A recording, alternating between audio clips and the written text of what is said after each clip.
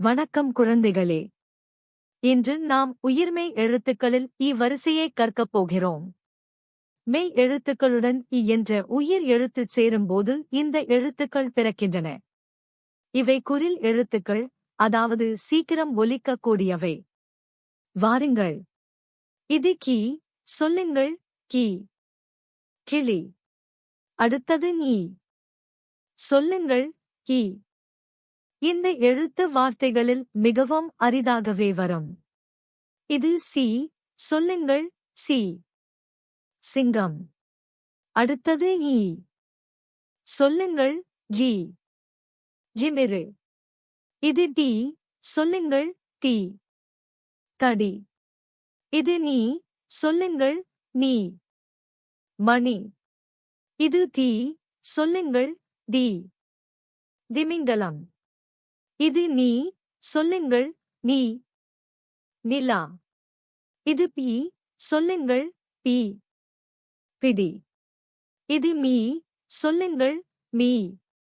மிளகாய். இது ஈ. சொல்லுங்கள். ஈ. நாயின். இது ரீ. சொல்லுங்கள். ரீ. வரி.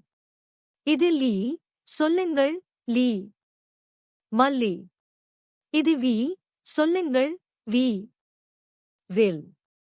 இது ரி. சொல்லுங்கள். ரி. கோழி. இது ரி. சொல்லுங்கள். ரி. புலி. இது டி. சொல்லுங்கள். டி. பன்றி.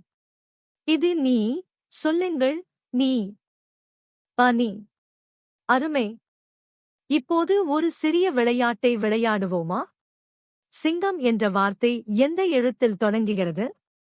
சற்று சிந்தித்துப் பாருங்கள். ஆம், சி. நிலா என்ற வார்த்தை எந்த எழுத்தில் தொடங்குகிறது? சற்று சிந்தித்துப் பாருங்கள். சரி, இ. இன்று உயிர்மெய் எழுத்துக்களின் வரிசையை மிக அழகாகக் கற்றீர்கள். மீண்டும் பயிற்சி செய்யுங்கள். நன்றி, வணக்கம்.